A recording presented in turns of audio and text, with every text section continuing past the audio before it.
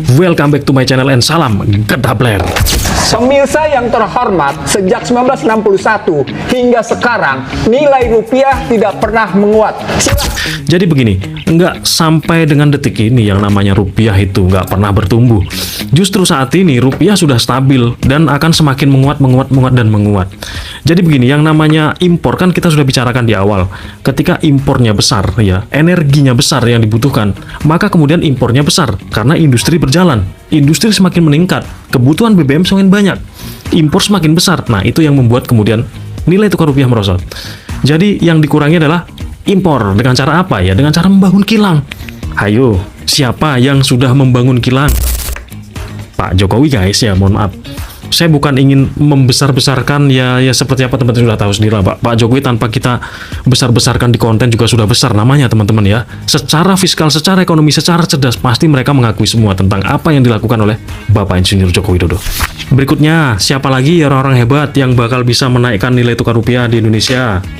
Bapak Prabowo Subianto. Kenapa demikian? Teman-teman sudah tahu sendiri. Bapak Prabowo membuka program baru, membangun gasifikasi di Dimethyl Ether. Apa itu?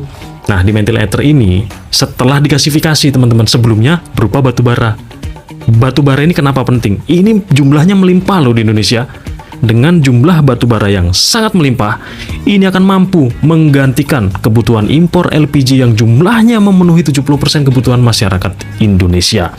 Yang pertama, selain dia diimpor barangnya dari US, dia juga disubsidi di Indonesia. Jebol nggak negara tuh? Jebol banget lah ya. Makanya kemudian dialihkan atau transisi dari yang namanya impor LPG ke gasifikasi batu bara karena banyak bahannya. Kalau sudah bahannya banyak di Indonesia, ngapain impor? Lalu kenapa kok diimpor? Ya itulah guys yang namanya kepentingan ya, kepentingan impor. Impor tuh banyak cuannya. Dan kemudian dari bisnis-bisnis yang dilakukan, nah teman-teman sudah tahu ya, Mr. Chaplin selain sudah bangun kilang, RDMP Balikpapan, kilang Cilacap, gasifikasi batubara, apalagi yang bikin Indonesia semakin gedabler? Nah, yang bikin Indonesia semakin gedabler ya salah satunya adalah CPO guys ya. Jadi ini sudah sampai B50 di Juli 2026 ini. Dengan adanya B50 ini, kebutuhan solar yang tadinya diimpor dari mana? Singapura. Ini nol impor, nol. Sehingga kemudian transaksi menggunakan rupiah akan semakin banyak dan transaksi impor dengan US dollar semakin merosot. Kalau sudah begitu, nilai dolar yang akan merosot, nilai rupiah yang akan menguat. Gitu aja loh, simple, gedabler. Paham? 后叽叽喳喳不得下大，像个海边，闭上你的嘴巴，我不。